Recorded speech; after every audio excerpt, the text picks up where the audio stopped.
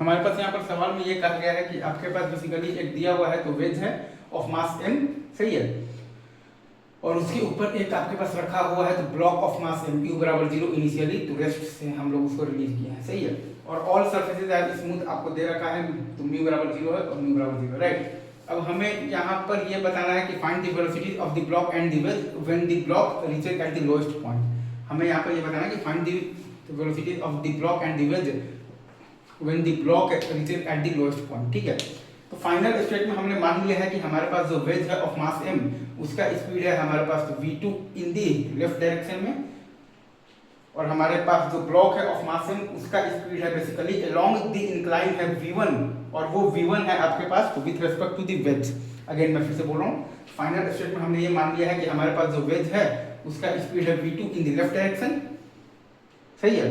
Final state में हमने मान लिया है कि हमारे पास जो वेज है ऑफ मास m उसका स्पीड है v2 in the left direction, और हमारे पास जो ब्लॉक है ऑफ मास m उसका स्पीड है v1 अलोंग द इंक्लाइन, और v1 आपके पास है तो with respect to the veg,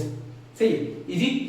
तो अच्छा, तो अब अगर आप ये जो है आपका ब्लॉक ऑफ मास m और ये जो है आपके पास तो वेज ऑफ मास m, इन दोनों को अगर आप एक सिस्टम मानिएगा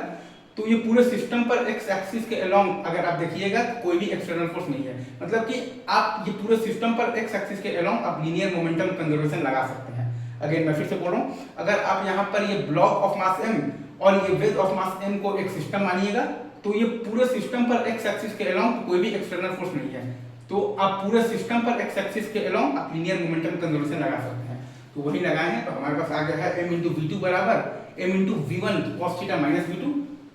तो वही लगाने से हमारे पास आ गया है m × v2 बराबर m × v1 cos थीटा और माइनस v2, राइट। अच्छा, और अब हम लोग मतलब लगाएंगे तो वर्क एनर्जी थ्योरम। अब हम लोग लगाएंगे तो वर्क एनर्जी थ्योरम। तो आपके पास ये ब्लॉक ऑफ मास m और ये आपके पास जो वेज ऑफ मास m के बीच का जो नॉर्मल रिएक्शन जो फोर्स है ना, उसका वर्क डन अगर आप ये तो ब्लॉक और वेज के पूरे सिस्टम पर देखिएगा तो वो 0 आएगा। अगेन मैं फिर से बोल रहा हूँ, आपके पास ये ब्लॉक और ये वेज के बीच का जो आपके पास बेसिकली इंटरनल जो नॉर्मल रिएक्शन जो फोर्स है ना, उसका वर्क डन अगर आप देखिएगा तो ये ब्लॉक और ये वेज के पूरे सिस्टम पर 0 आएगा। अगेन मैं लास्ट बार बोल रहा हूँ, आपके पास यहाँ पर ये जो ब्लॉक ऑफ मास m और ये आपके पास जो वेज ऑफ मास m है, इन दोनों के बीच का जो इंटरनल जो नॉर्मल रिएक्शन जो फोर्स है उसका वर्क डन अगर आप तो ब्लॉक और वेज के पूरे सिस्टम पर देखिएगा